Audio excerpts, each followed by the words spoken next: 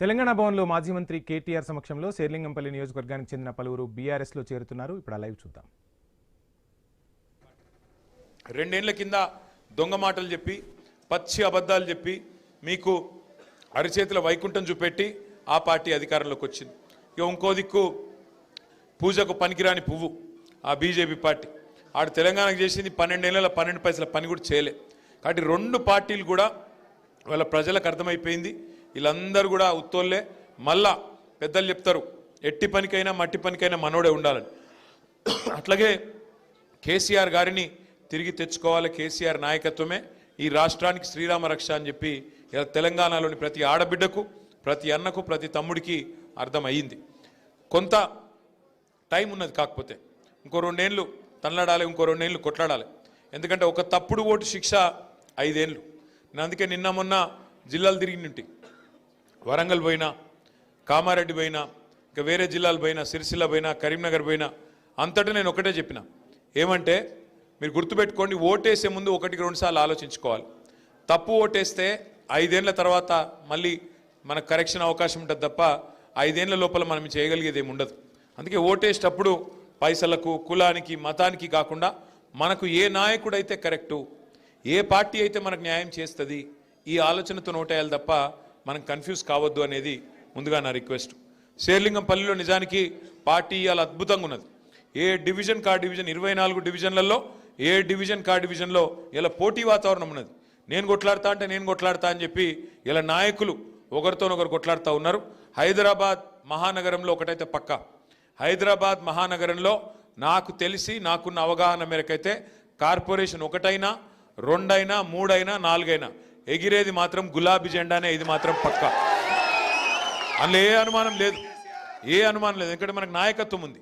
శ్రీనివాస్ యాదవ్ గారు, కృష్ణారావు గారు, మన లక్ష్మారెడ్డి గారు, అట్లాగే వివేకానంద్ గారు, బ్రహ్మాండమైన ఎమ్మెల్యేలు సుధీర్ రెడ్డి గారు మనకే ఉన్నారు. కాలేరు వెంకటేష్ గారు, ముఠా గోపాల్ గారు, ఒకరిద్దరు కాదు, గట్టి నాయకత్వం ఉన్నది. ఎవరైతే వాళ్ళ సొంత పనుల కోసం వెళ్ళిపోయినారో వెళ్ళిపోయారు.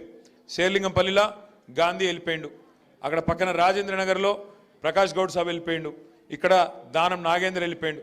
పోయినోళ్ళు పోయినరు, కానీ బంగారం అసొంటి కొత్త నాయకులు మళ్ళీ తిరిగి కేసీఆర్ గారి నాయకత్వంలో హైదరాబాద్ మహానగరంలో పార్టీని నిలబెట్టే నాయకులు 100 మంది ఇవాళ మనకు తోడైనరు. అందుకే ఆ కాన్ఫిడెన్స్తో నేను చెప్తా ఉన్నా, తప్పకుండా అబద్ధమాడి అధికారంలోకి వచ్చిన కాంగ్రెస్ను, అట్లాగే 12 ఏళ్లుగా 12 పైసలు పనిచేయని బీజేపీని, రెండింటిని తప్పకుండా బుద్ధి చెప్పే బాధ్యత హైదరాబాద్ ప్రజలు తీసుకుంటారన్న విశ్వాసం నాకుంది. డివిజన్ బై డివిజన్ మీటింగులు పెట్టుకుందాం.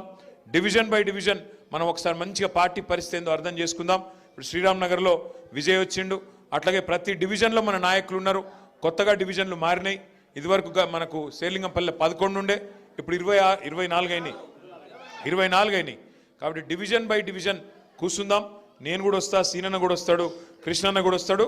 డివిజన్ బై డివిజన్ ఎమ్మెల్యే లేడని భయపడకుని మీకు కృష్ణారావు గారు ఉన్నారు, ఆయన అన్నిటికీ అండగుంటాడు. సీనన్న ఉన్నాడు, నేనున్నా, అందరం హైదరాబాద్నే ఉంటాం. మీరు ఎప్పుడు పిలిస్తే అప్పుడు ఉరికొస్తాం.